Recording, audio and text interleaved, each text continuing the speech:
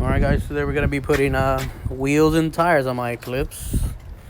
Got some Hankook Ventus. These are my wheels here. They're probably about, I don't know, 10, 11 years old. They're TSWs. They don't make them no more, discontinued. And yes, you can see, got the stagger fitment. Even though my Eclipse is a front-wheel drive turbo, I still like the stagger fitment. I think it looks good on all the cars. I don't have them on my Acura. I think this one looks sweet like that, tucked in. But I do have them on my 350Z. So let's go inside. Let's go ahead and mount them up. Now this one's here, I'm gonna need spacers. This one's here, they're actually different brand than what I had before. So they look a little bit fatter, look a little bit bigger. I got 235/40/18 for the front and 265/35/18 for the rear, which it'll look sick once it's already on. Let's take a look. And here it is.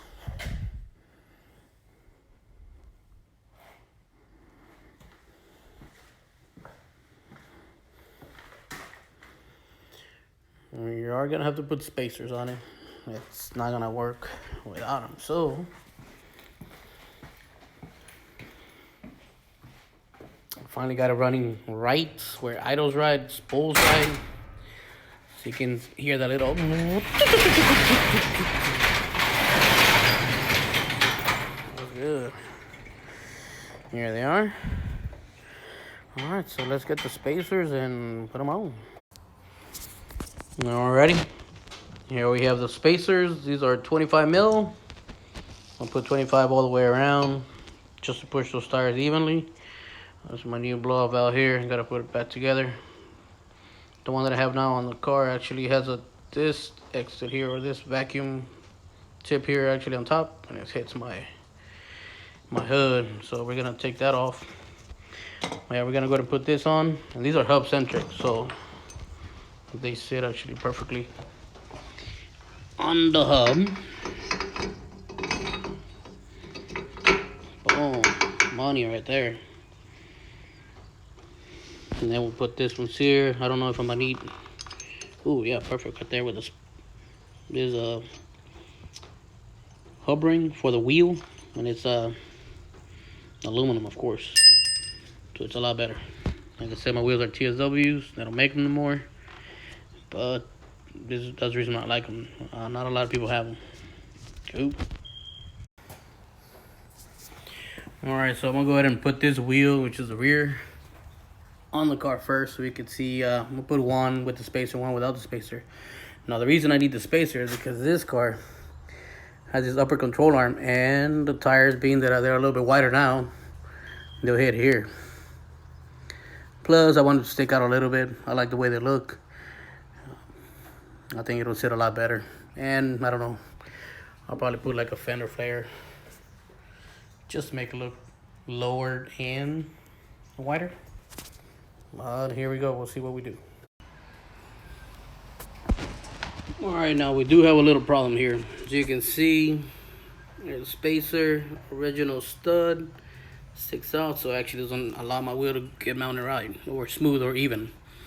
So, you know, like what they say, when in doubt, bring the grinder out, right? So we're gonna go ahead and grind them all smooth, evenly. And of course, we're gonna torque them down and make sure everything's all good. Put the wheels, and should be good.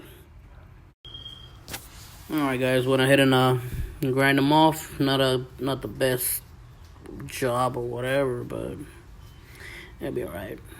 So even. So let's go ahead and put the wheel on. Alright, so what do you think right there? Sticking out roughly right about an inch and a quarter, I think. Compared to just, I don't know, about a quarter, I guess. Let's see from the bumper there. You can see from the bumper there, so sticks out more for sure. And then of course we'll probably just put this on. It's my plan.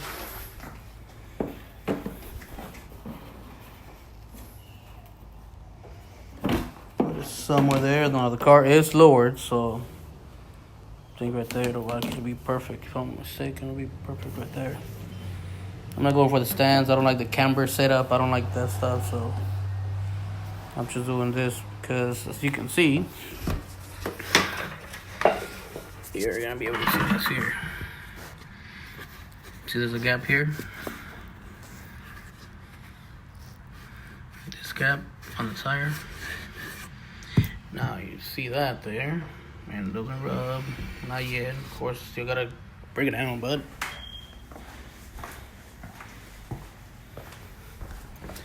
If you look at, it's kind of dark in there, but I don't know if you can see there. All right, look at the light.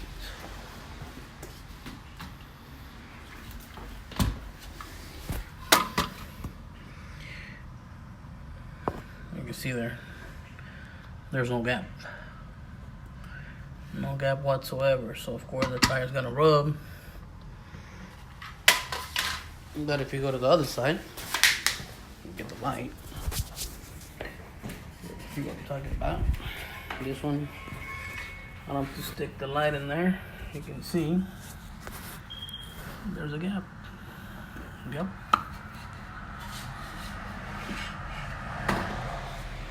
Let me know what you think.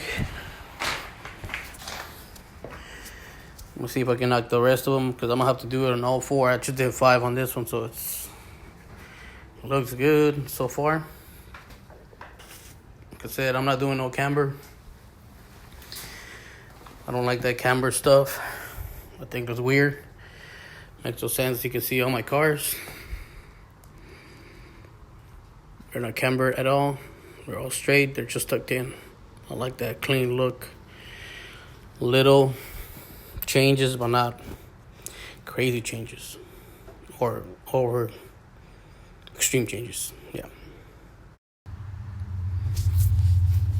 Now this one here on the last one, yes, I used a spacer to cut the studs, but on this one, since I already kind of know the amount of treads I gotta take off from every stud, I did them like this. So as you can see, I'm taking about 3 to 4 rings or turns on the stud. You always want to leave the nuts inside, not only because of when you take it off, you want to make sure that you clean the stud so you're able to put the lug nut back on. Other than that, I mean, looking good. I'm 3 here, but this will be the way that I will do it, I guess, or I'm doing it.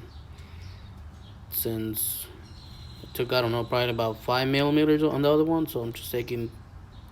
I'm doing 4 rings because I didn't take that much from the back ones, so I'm taking about this amount, same amount, so just barely, so it'll be flush with the stud, and then of course cleaning them up, making sure they're all smooth. Well, there you go. Well, got to this side here. I was about to start doing this. Well, of course I'm gonna do it, but this right here is blown out. The outer tie rod end from the racking pinion. Ooh, and the boot on the racking pinion. So more than likely everything's probably all messed up. Gotta change that. And also the axles torn. Let's see right here. All the guts are out. So I guess I'm gonna do a little more work on this one here. Change the axle. Good thing is that they were bought a while back from AutoZone, so they have lifetime warranty. I'm gonna go ahead and cut this studs here and the studs in the back, and I'll go ahead and take off the axle, take this off here, buy the parts, and get it all installed. All the reason my car is kind of shaky, it makes a lot of, it rattles actually. It shakes because it had the tires were all messed up. But now we got this Yokohama's. Well, actually not Yokohama, Hancocks. Ventus 2s, putting them on. Gee, the car so far is looking good. Let me know what you think.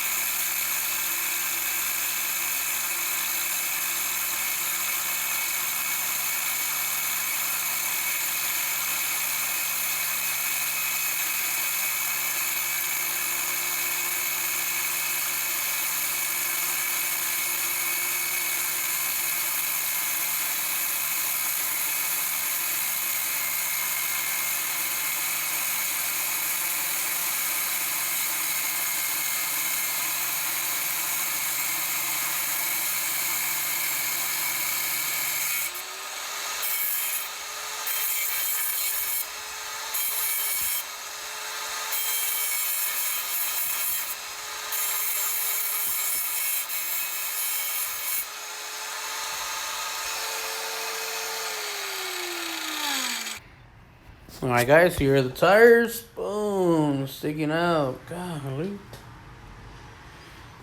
Probably when it sits down or it's all the way down, it'll look less, but right now, like I said, I like them straight. I don't like them cambered in or whatever. Like, just looks like, it looks weird to me. I mean, it's people, it's to each his own, you know what I'm saying? From here, already got the flare that I'm gonna put on here, and of course I'm gonna do, I think it's a 3 1/4 thing on. I don't know if I'm gonna do a 3 1/4 on the front, but I'll probably do like a small one and a big one on the back. I got them both. Small one there for the front, and I got the big ones there for the front. Don't know yet. I want it to look even, so. And of course, this right here is just gonna give me more room later on. If I want to put the back tires on the front for better traction, I can. Might have to cut a little bit though, but other than that, look at this. Looks good. Look at that. No, I don't know if you can see my other ones there. Boom. See, that's fitment for me right there. Tucked in, but straight. Of course, the rear is always gonna have a little camber. It's just a given.